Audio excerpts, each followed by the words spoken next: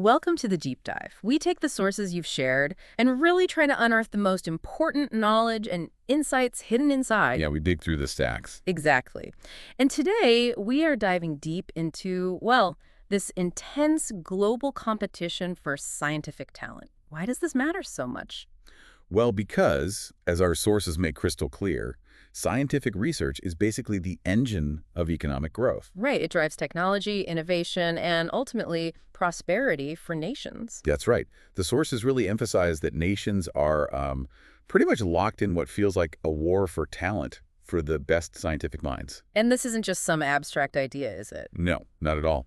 Maintaining this pipeline of expertise is seen as absolutely essential for continued innovation and, future economic success. It directly impacts the kind of world we'll actually live in. So our mission in this deep dive is to sift through this pile of articles, research, your notes, basically everything we have, and pull out the most important nuggets about how countries are trying to win this race. Looking at the strategies, what's working, what isn't. Exactly. Their successes, their challenges, and even some surprising downsides. It's definitely about more than just flashing cash at people. Oh, yeah. It's about creating a whole environment, a whole ecosystem where these brilliant minds can actually thrive. Okay, so what's the plan?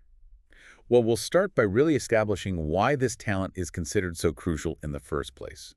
Then we'll look at how the data helps us understand who's leading and who's maybe struggling a bit on the global scorecard. Makes sense. After that, we'll kind of go country by country, exploring the specific national blueprints and the unique approaches they're taking. And then look beyond government. Right. We'll dive into the critical role of players outside of government, like foundations, big corporations. And finally, we have to tackle the big hurdles, the complex challenges, and those sometimes really inconvenient, unintended consequences of these policies. Sounds like a journey. It promises to be a fascinating exploration of what makes the world's innovation engines hum or sometimes sputter. Stick with us. And hey, if you find this kind of in-depth look valuable and you want more deep dives like this one delivered right to you, now's a really great time to hit that follow or subscribe button wherever you're listening. Good call. Okay, let's unpack that fundamental connection our sources highlight. Scientific research as the engine. How exactly does that chain work, according to the material? Okay, so the sources lay out a pretty clear progression. It starts with basic research, right? The fundamental stuff. Yeah. That leads to fundamental technological progress, new understandings, new capabilities. Which then lets companies. Exactly. That technological progress enables product innovation, new gadgets, new medicines, new services, you name it. Okay. And that product innovation is what ultimately drives economic growth and improves living standards. It's like a foundational loop. And government funding plays a really specific, critical role in keeping that loop going, doesn't it? Absolutely essential. Government funding, particularly for basic research and supporting PhD programs, it feeds the pipeline. It trains the next generation of researchers. And funds the kind of science private industry might not touch. Precisely. The stuff that's maybe too long-term or too high risk for a company's bottom line. Without that robust government investment, the flow of new discoveries and, just as importantly, trained minds, it can slow dramatically. And that eventually starves the innovation engine. But the sources are pretty clear that just throwing money at research isn't enough, right? You can't just build it and expect them to come. What else is needed for a vibrant ecosystem? Yeah, it's much more multifaceted. You need attractive career paths for scientists, not just in academia, but crucially in industry as well. Okay. High-quality graduate schools that can draw top students from all over the world are key. Makes sense. And there needs to be what the sources call permeable boundaries, basically. Easy movement and collaboration between universities and businesses, not walls between them. Right. And access to capital. Yeah, capital access is vital for those scientists who want to take their research out of the lab and actually build a company around it. Scientist entrepreneurs. That combination, it sounds a lot like the historical U.S. model the sources point to. Its huge GDP growth for decades was strongly tied to a dominant tech industry that was just excellent at attracting global talent precisely because it offered that full package. Exactly right. Research opportunities, industry jobs, venture capital, world-class universities. Yeah. The whole shebang. And when you look at what top scientists themselves actually prioritize, the sources get pretty specific. What do they want? Well, they want access to talented students and good collaborators. They want straightforward access to research funding without drowning in paperwork. I can imagine. Competitive pay, too, I assume. Oh, yeah, competitive pay, benchmarked globally for purchasing power, research freedom, the ability to pursue their own ideas, state-of-the-art facilities, obviously, And industry connections. real opportunities for industry collaboration, and critically, a manageable teaching or administrative load so they can actually focus on doing breakthrough research. So countries that actively work on all those fronts, those are the ones best positioned in this global race. That's the idea. And the sources also mention tools like the OECD's Indicators of Talent Attractiveness, the ITA, which help countries kind of see how they stack up against each other. Okay, let's unpack some of that data we've got. Looking at this dashboard snapshot, particularly Table 1, what immediately jumped out about the global landscape? Well, you see a strong pattern that the sources emphasize. Countries that invest a high percentage of their GDP in R&D and also have a high density of researchers. Why? Places like Switzerland, South Korea, Israel, Sweden, Yeah. they consistently rank high on metrics like the Global Innovation Index, the GII. So that core investment seems pretty foundational. Okay, but here's where it gets really interesting, right? Because the World Talent Ranking, the WTR, adds this crucial layer of nuance. Yeah, it does. Take South Korea, leads the world in R&D intensity, #1 in the GII's human capital pillar. I mean, by all rights, they should be the ultimate talent magnet, shouldn't they? You'd absolutely think so. But their WTR appeal ranking is significantly lower. It was 43rd in 2023. Wow. So what does that tell us? It tells us that while the research environment itself might be absolutely top tier, other factors, non-research factors, are holding them back in the global competition for talent. Like what kind of factors? We're talking quality of life, maybe cultural openness, career paths outside the huge conglomerates, social integration. Those things clearly matter for attracting and keeping talent. Okay, so contrast that with Singapore. Their R&D spend is more moderate, not world-leading, Right. but they rank consistently high in the GII and have shot up in the WTR rankings, hitting second place in 2024. Which suggests you don't necessarily have to have the highest R&D spend to become a talent hub. It's maybe more about strategically creating a compelling overall environment, the whole package. Precisely. So this raises a really important question. What do these numbers really tell us about the competition? Yeah, it's clearly not just a simple linear relationship between funding and success. It's about crafting the most compelling total package for these highly sought-after people. Okay, let's dive into how some countries are trying to build that compelling package. Our sources give us these detailed case studies, and they really show that each nation has developed a unique blueprint, reflecting its own specific context and history. Starting with the U.S., historically just a dominant player, a real talent magnet.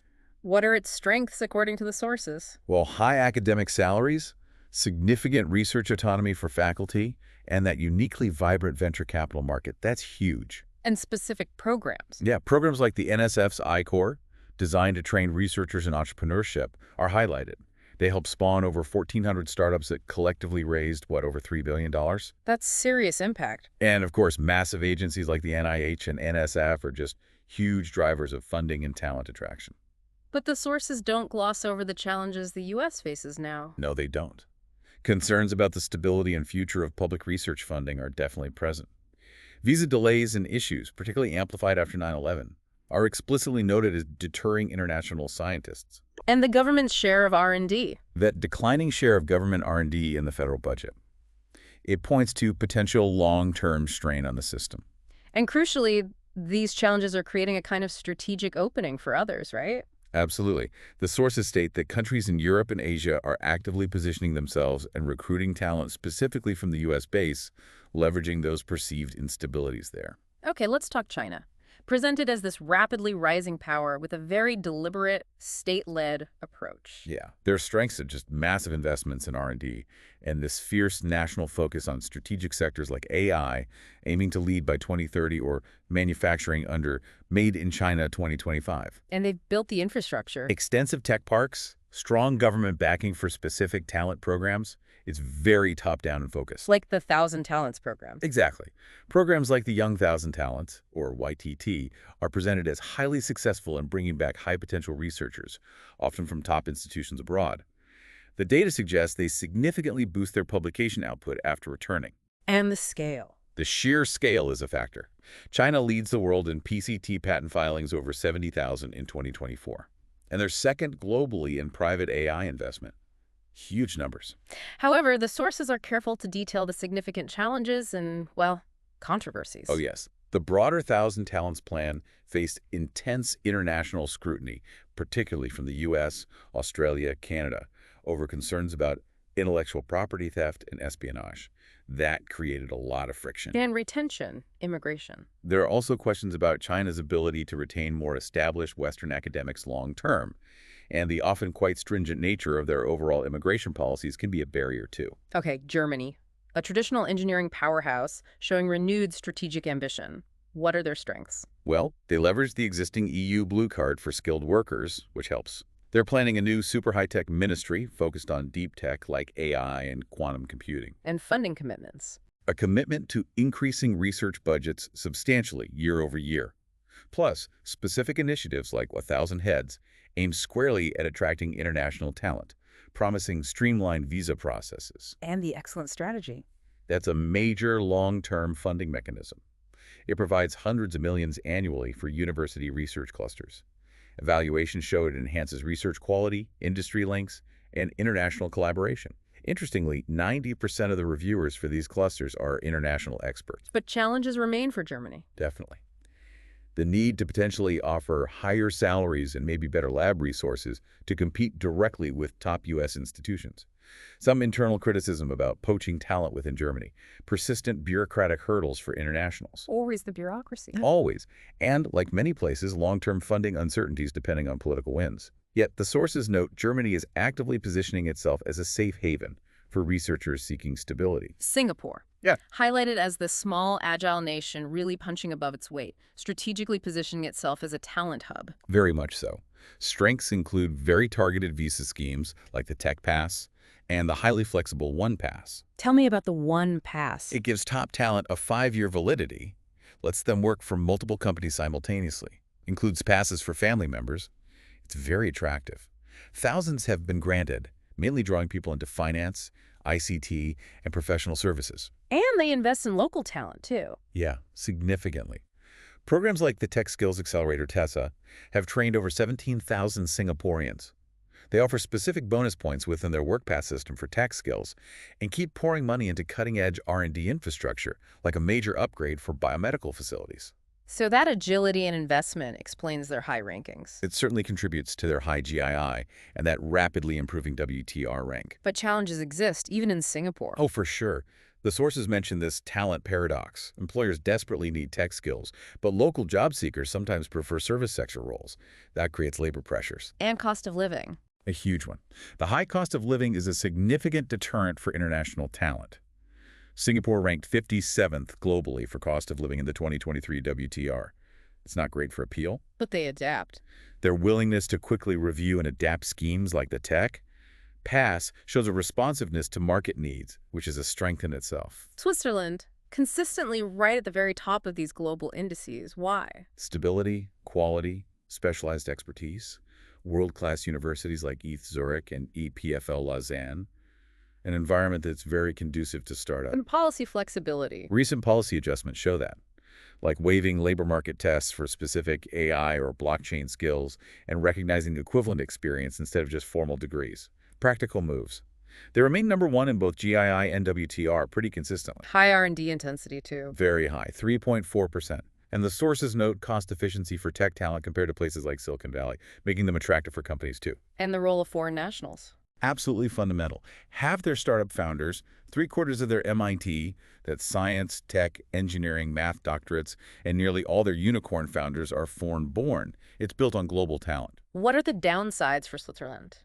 Persistent shortages in those MINT fields that domestic supply just can't meet. The famous Swiss bureaucracy can still slow down recruitment processes, and sometimes salary expectations don't quite align with reality, requiring very personalized recruitment efforts. Okay, Canada. Known for its welcoming image and robust immigration pathways. Exactly. Strengths include that reputation for openness, favorable immigration policies including family reunification, and the growth of significant tech hubs like Toronto, Vancouver, Montreal. And the global talent stream. Highlighted as a success story. It rapidly processes tens of thousands of work permits, average time around 10 days, and provides a clear path to permanent residency. It's a big draw. Plus quality of life, competitive tech salaries, high quality of life, safety, universal health care, major draws. However, the sources also point to emerging challenges. Such as? Hiring is becoming more selective. There's unevenness in high-demand skills like AI across the country. And recent government policies aimed at slowing overall population growth and limiting non-permanent residents are causing concern. Why is that concerning? Because immigrants make up over a third of programmers and nearly half of engineers in Canada. So limiting that inflow could really impact the tech sector. Other issues. Declining research funding is mentioned, with high grant failure rates, a struggle to translate public research into market innovation, and fragmented research support systems. South Korea, a global tech giant, but making strategic shifts while facing unique domestic challenges. Right. Strengths include a national pivot towards innovation and productivity beyond just manufacturing, a focus on scaling up small and medium enterprises, diffusing tech like AI and cloud throughout the economy. They have a long-term strategy for foreign talent. Like the brain pool programs. Exactly. Brain Pool and Brain Pool Plus are aggressive efforts to attract overseas Korean and foreign scientists with very competitive salaries, relocation support, and an institutional recruitment model. Samsung also has specific foreign talent recruitment drives. And their rankings reflect some strengths. Absolutely. World leader in R&D intensity, first in GII human capital. But the challenges are stark. Demographics. Critically low birth rate, aging population, huge long-term demographic pressure.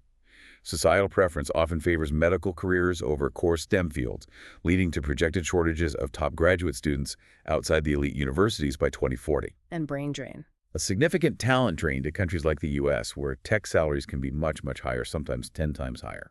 Hierarchical academic culture can make it difficult for international academics to really integrate. And startup support, like capital and HR, is often insufficient compared to the need. Israel, the famous startup nation, showing resilience and strength in specific tech niches. Yeah, strengths include its established leadership in AI, cyber, digital health, defense, backed by substantial government investment, like a $250 million national AI program, and plans for a supercomputer. High R&D. Very high R&D intensity, strong GII rankings in knowledge and business sophistication. And despite the geopolitical instability, the tech labor market remained relatively stable post-October 7th, even adding jobs and raising significant VC funding. Resilience is key there. But the challenges are significant, linked to that instability. Absolutely. There's a high negative migration rate for AI talent, a brain drain concern.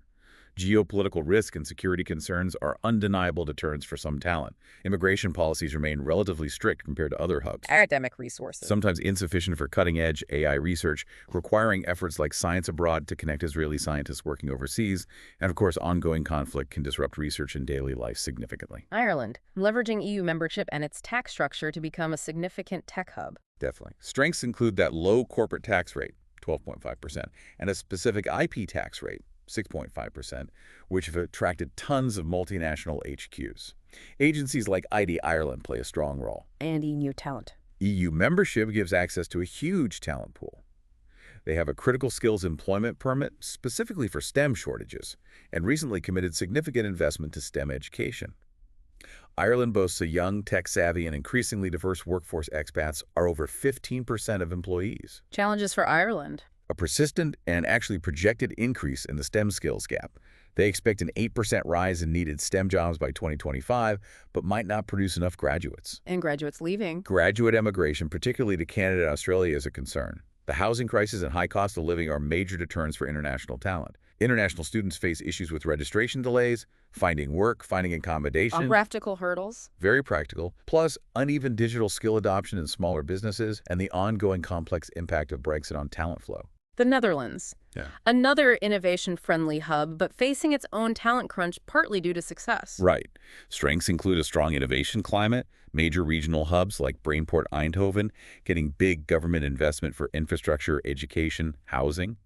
Schemes like the highly skilled migrant permit and a search-year visa for graduates are effective. High ranking. Consistently high GII and WTR ranks. Many large MNCs, like the chip giant ASML, rely heavily on non-Dutch staff. High English proficiency and inclusive workplaces are definite draws. Challenges in the Netherlands. An aging population makes skills shortages worse, a mismatch between what education produces and what businesses need. And recent political shifts are creating uncertainty around migration policies and benefits for expats, like reducing the 30% ruling tax rate. Student retention. Relatively low. Only about a quarter of international students stay after 5 years. Women remain underrepresented in STEM. And, like other European countries, retaining top talent against offers from the US or China is a constant battle. Finally, India. Immense potential human capital, but faces significant development hurdles. Exactly. Strengths include that massive pool of young people, growing government support for startups through initiatives like Startup India and Digital India. A new national education policy emphasizes research. Biotech. Biotech support through BRAC has helped launch thousands of startups. India saw a significant jump in PCT patent filings and is a major source of global AI talent, especially finding roles in the U.S. The perception of India as an innovation hub is growing. But the challenges are substantial. Very. R&D spending is low, around 0.65% of GDP. Brain drain is still a major issue. Infrastructure deficits are a significant barrier, reflected in a low GII rank for infrastructure. Public education spending is low, contributing to a lower WTR ranking for education quality. So what does India need to do? The sources suggest India needs to dramatically increase R&D investment, significantly improve education and infrastructure, focus on retaining its own talent, and better leverage the presence of MNC R&D centers already within the country. What's really fascinating here, looking across all these countries, Is the sheer diversity of approaches, isn't it? yeah, But also how they are fundamentally shaped by each nation's unique strengths, weaknesses, and, frankly, political context. absolutely. You see these targeted, agile visa programs in places like Singapore and Canada responding really quickly to specific skill needs. Yeah. And then you see these massive state-driven national champion models in China and South Korea, which can achieve really rapid gains in certain areas, but also come with significant international scrutiny and face different kinds of retention challenges down the line. Okay, so while government policy is clearly the foundation, the sources also highlight that a lot of the crucial work is happening outside of government ministries. Let's look at that supporting cast, starting with research foundations and philanthropies. These organizations are absolutely critical. They often provide funding that complements government budgets, sometimes funding higher risk or longer-term projects that governments might shy away from. And they can be more flexible. Often more flexible and agile than large government agencies, yeah. Like the US NSF, which isn't just funding research, but has that core strategic goal to empower STEM talent, including programs like I-Corps trying to bridge that gap to innovation. Or look at Germany's Max Planck Society, highlighted as one of the most successful research organizations globally. A huge percentage of their researchers are foreign, and they have dedicated programs for young scientists. They operate with a substantial budget and really foster international collaboration. And the DFG, another big German funder, implements the government's excellence strategy. And in the UK, the Wellcome Trust is mentioned not just for funding, but for advocacy, right? Like pushing for the UK to rejoin the Horizon Europe research program after Brexit. Exactly. And they directly fund mid-career researchers through talent development awards. Even Singapore's A-Star, while it's a government board, seems to function in this space. Yeah, by driving major R&D infrastructure upgrades and assessing the eligibility for talent schemes, it acts somewhat autonomously in its strategic direction, influencing the landscape. So these aren't just passive check writers. Not at all. What's fascinating here is how they function as strategic actors in their own right. They shape research priorities, build international networks, influence policy debates, often with a longer-term view than political cycles might allow. Then you have the multinational corporations, the MNCs. They are huge players because they set up these global R&D hubs, which are magnets for diverse talent. Absolutely. And MNCs have really sophisticated talent strategies. They tailor their employee value propositions, what they offer employees to local markets. They invest massively in cutting-edge R&D facilities. Like the companies mentioned. Yeah, I think Novartis, Google, Siemens, AstraZeneca. This gives researchers access to resources and projects they might not find anywhere else. And they collaborate a lot with universities. Extensively. The sources give examples like Siemens working with the Technical University of Munich, Google with ISTA in Austria, Novartis having hundreds of academic alliances, Microsoft Research having an open publication policy which helps academia, and Samsung's Global Research Outreach Program funding university projects. Plus, they offer mobility, focus on culture. Right. Global mobility pathways, Right. prioritizing culture, diversity, and inclusion. IBM using AI tools to address hiring bias is noted as an example. Highly competitive compensation, obviously, and continuous learning opportunities. The case studies provided really illustrate this, don't they? Siemens Global R&D Network, including its new AI center in Canada, Novartis focusing heavily on R&D talent acquisition, Google's network of AI labs globally. Samsung recruiting foreign talent, specifically in Korea, sometimes with unique requirements like language proficiency. AstraZeneca's global R&D footprint designed for collaboration. Even historical examples like Bell Labs with its really robust intern and co-op programs that fed talent pipelines for decades. So these MNC labs are effectively talent powerhouses. They really are, acting as both incubators and circulators of expertise. Hosting them is a significant, though maybe indirect, method of attracting top minds for a country. But it also means that talent is highly mobile and less tied to any single national system if the environment changes. Which brings us to a really critical point the sources hammer home. Bridging that gap between academia and industry. Why is this transfer so vital? It's not just about economic growth, although that's huge. It provides alternative career paths for PhDs who might not stay in academia. And interestingly, it can actually improve research quality. How so? By exposing academics to real-world problems, the research can become more novel, have higher impact, and even get cited more often. What are the key mechanisms for making this happen? Well, technology transfer offices, TTOs, are a big one. They evaluate university inventions, manage the intellectual property, and help license technologies or spin out new companies. Do they make money? The sources note that in the U.S., TTOs spend about 0.6% of their university's research budget, and most don't actually generate enough revenue to cover their own costs. So their primary focus isn't really profit, it's enabling impact and translation, getting ideas out there. And then there are specific programs like the US NSF I-Corps. Right, designed specifically for this. It provides immersive entrepreneurial training to researchers. Since 2012, over 2,500 teams have participated, leading to over 1,400 startups and raising billions in follow-on funding. Their mission is explicitly to de-risk that translation from the lab to the market. What other ways are there to bridge the gap? Other methods include creating those permeable boundaries we talked about, allowing academics to consult, take sabbaticals in industry, hold joint appointments, and supporting incubators and science parks co-located with universities. What makes translation successful? Success hinges on key factors. Having a strong entrepreneurial team, not just the scientist, access to business networks, clear market demand for the innovation, access to venture capital, and well-defined, clear IP policies so everyone knows who owns what. But it's not easy. What are the challenges? Significant challenges. Academic and industry priorities often clash basic research versus commercial product.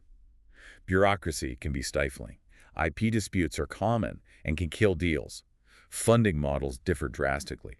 And just finding structured time for meaningful interaction between busy academics and industry people is hard. Are there examples of policies that helped?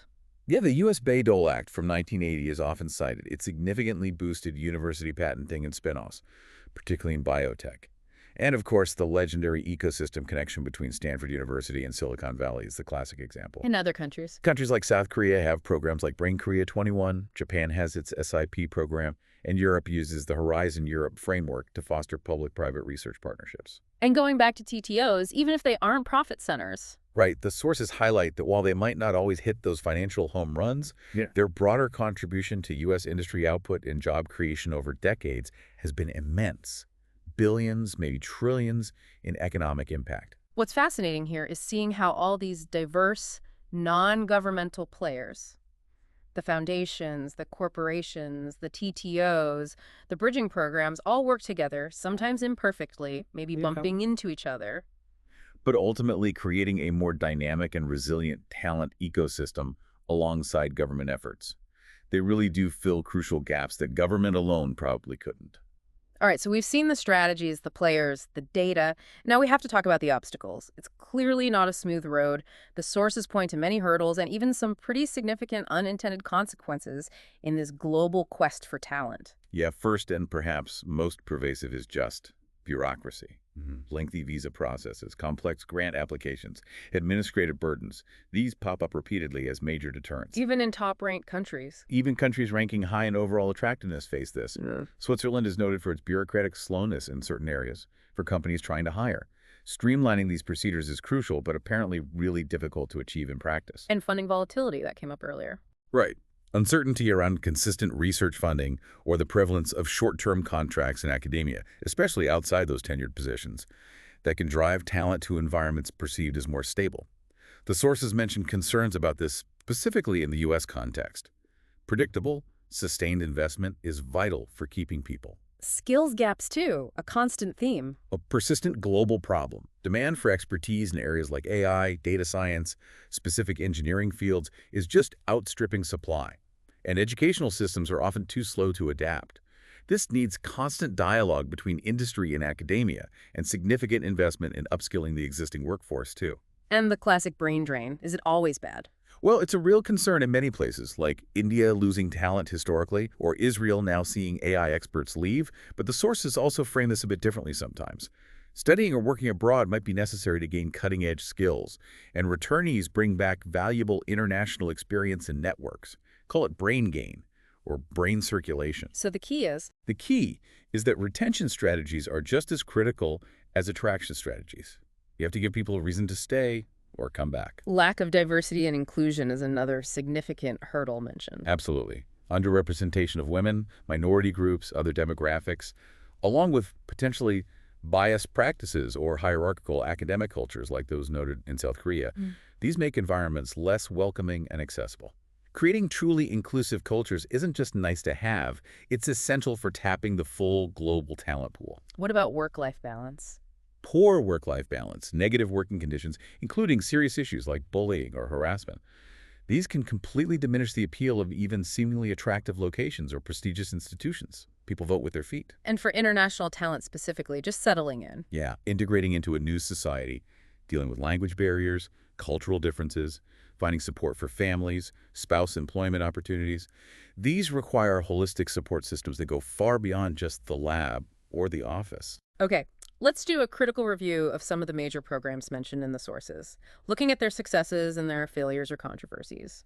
China's Thousand Talents Plan and the Young Thousand Talents programs, successful in attracting people.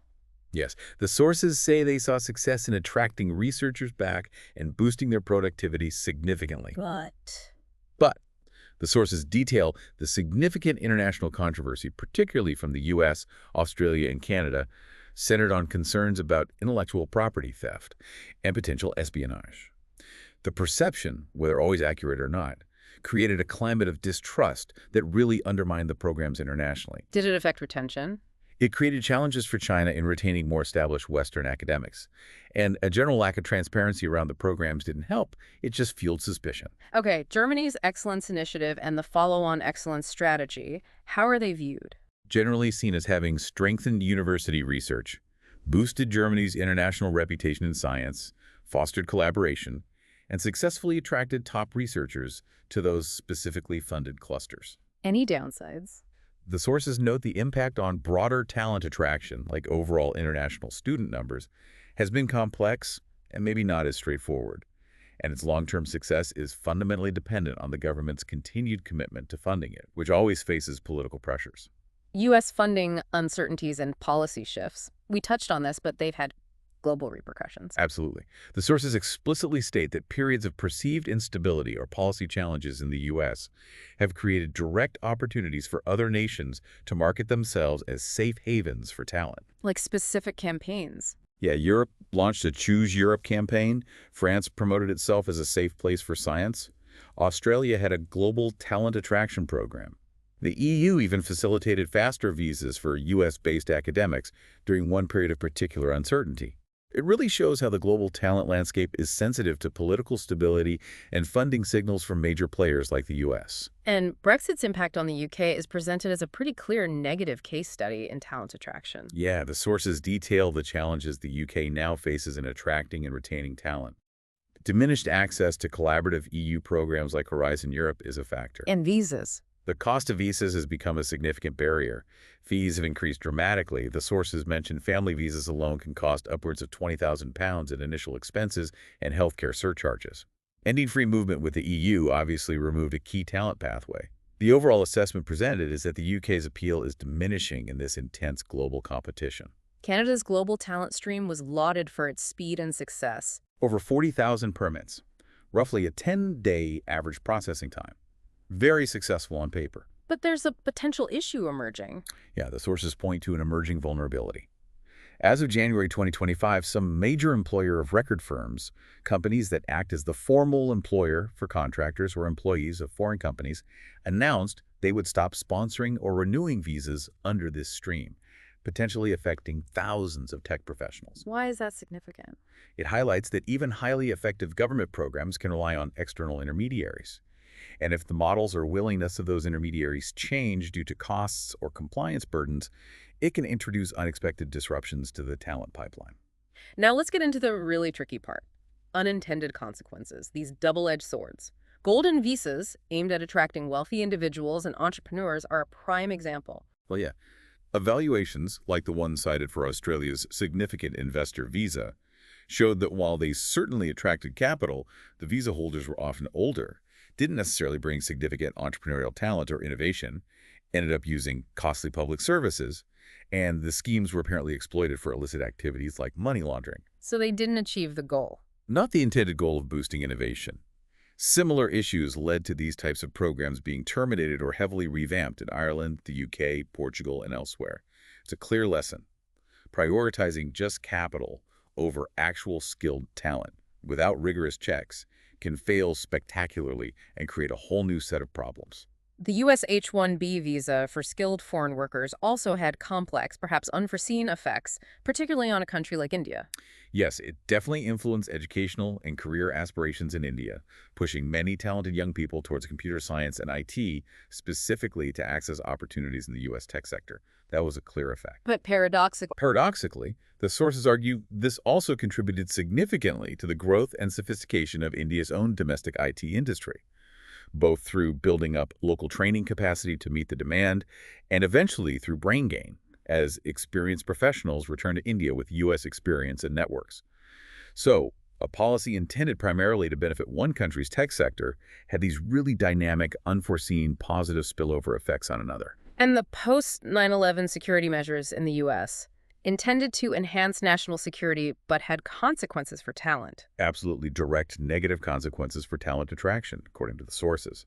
Complex and lengthy visa vetting processes, including things like the Technology Alert List, which flags certain fields of study, deterred many international scientists and engineers from coming to the U.S. So it pushed them elsewhere. It disrupted research collaborations and pushed talented individuals to seek opportunities in countries perceived as more open or less bureaucratic. It highlights that really difficult balancing act between genuine security imperatives and the need for the open exchange of talent and ideas that drives science forward. And finally, the sources discuss potential pitfalls of focusing too much on only recruiting the absolute top-tier talent. Yes, there's criticism that government or even university compensation packages often aren't truly competitive enough to attract the genuine global elite in many fields who might have far better offers from private industry. And it neglects others. It also risks neglecting the broader base of highly skilled R&D professionals, the postdocs, the technicians, the experienced engineers who are absolutely essential for a functioning innovation ecosystem. You need the whole team, not just the superstar captain. Plus, defining and attracting that top tier is hard. Exactly. Defining, identifying, and attracting that tiny sliver of top talent is also incredibly resource-intensive and can distract from the arguably more important task of cultivating the wider talent pool necessary for broad-based innovation. You need a balanced strategy. So what does this all mean? It feels like these talent policies operate within incredibly complex systems where even well-intentioned interventions can have ripple effects you just didn't anticipate. It really highlights what you could call the leaky bucket problem, doesn't it? You can pour enormous resources into attracting talent, but if you don't focus just as much on retention factors, things like career progression, work culture, quality of life, family integration, that talent will just flow right out the back door. And they're vulnerable to external factors. Highly susceptible. As we've seen with the China TTP scrutiny, U.S. political instability affecting recruitment elsewhere, and the impact of Brexit. These national strategies are highly vulnerable to geopolitical shifts and changes in international relations. And measuring the true impact of all these policies and programs, the sources admit that's incredibly difficult. It really is. First, how do you even define success? Is it just the raw numbers of people attracted, patents filed, startups created, overall economic growth, or something fuzzier like international reputation? Attribution is hard too. Extremely hard. So many factors influence innovation in a country. Plus, there are significant time lags.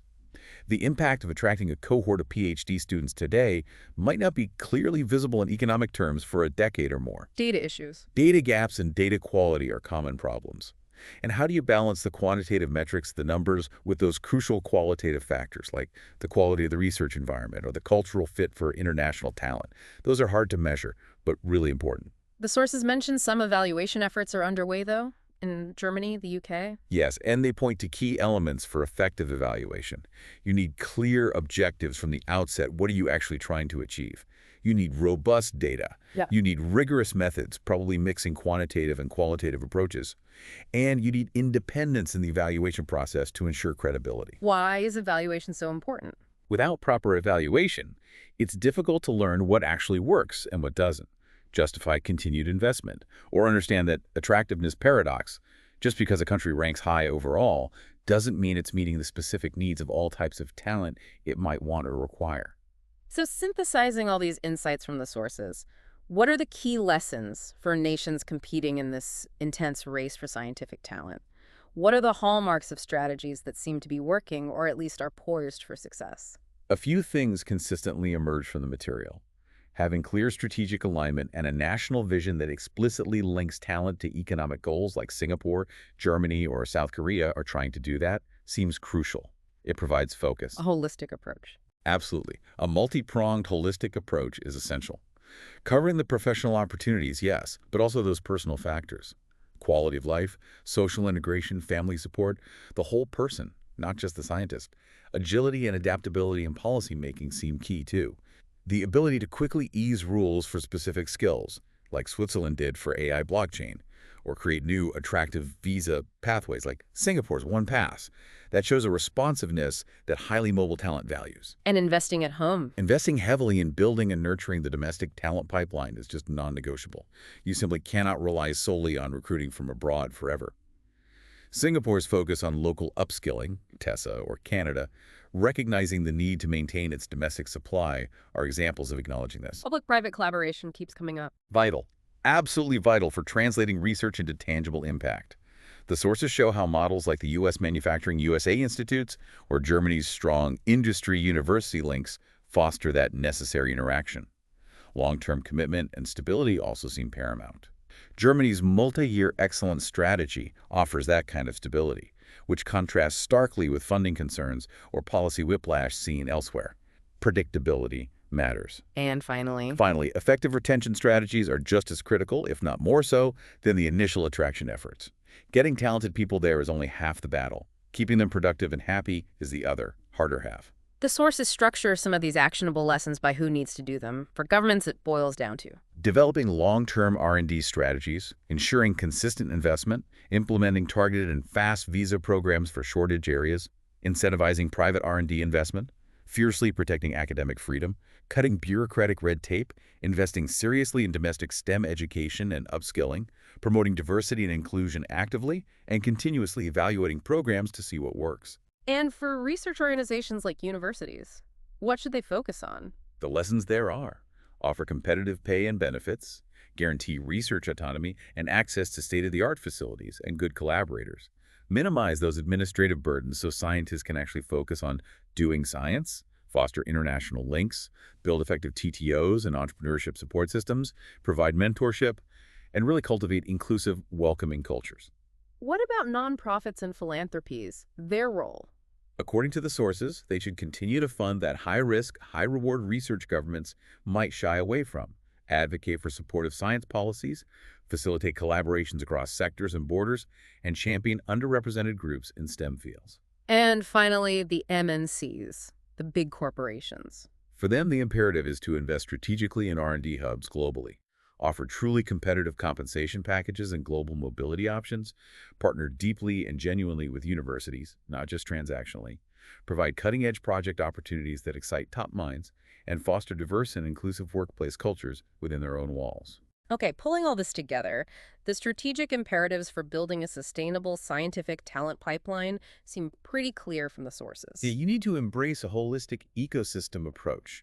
Connect all the dots. Prioritize both attraction and retention equally. Invest across the entire talent life cycle, from K-12 education right through to supporting scientist entrepreneurs. Figure out how to foster global collaboration, even while nations are intensely competing. That's a tricky one. Make sure policy is driven by data and subject to continuous evaluation and adaptation. Don't just set it and forget it. Champion inclusivity and diversity not just as values, but as essential strengths for innovation. And finally, proactively enhance that permeability, that two-way street between academia and industry. It all seems to loop back to that human element we discussed earlier. Absolutely. Quality of life, the culture, the support for families, those are increasingly the differentiators in a competitive global landscape. The sources also hint at how digital technologies and AI will continue to shape both the skills needed and the way talent is managed in the future. And that challenge of balancing. Right. Balancing the aggressive recruitment of global talent with the need to nurture your local workforce while maintaining social cohesion. That's a significant challenge facing pretty much every nation trying to compete here. So this deep dive into the sources really lays bare just how intense and complex this global quest for scientific talent actually is. It requires a really nuanced, multifaceted, and constantly adaptable strategy. There's no single silver bullet. It absolutely reinforces the core message. Scientific talent is vital for human progress, and success in attracting and keeping it hinges on creating these vibrant, inclusive ecosystems that genuinely support researchers, both professionally and personally. It's a global competition, definitely. But ultimately, science thrives on collaboration. So here's a final thought for you, our listener, to consider. Thinking about everything we've unpacked today, the strategies, the successes, the data, and especially those tricky unintended consequences, how do these global trends we've explored impact innovation and opportunity right where you live and work? And maybe also thinking about that balancing act we just touched on. How do we ensure that this intense global scientific competition doesn't actually undermine the essential international collaboration that we absolutely need to solve huge shared challenges like climate change or future pandemics or global health crises? Something to think about indeed. For sure. Absolutely. Thanks for joining us for this deep dive into the global race for scientific talent. If you found this valuable and want to stay informed on more crucial topics unearthed directly from the sources, please make sure to follow or subscribe to the deep dive wherever you're listening right now. Yeah, don't miss the next one. We'll see you then.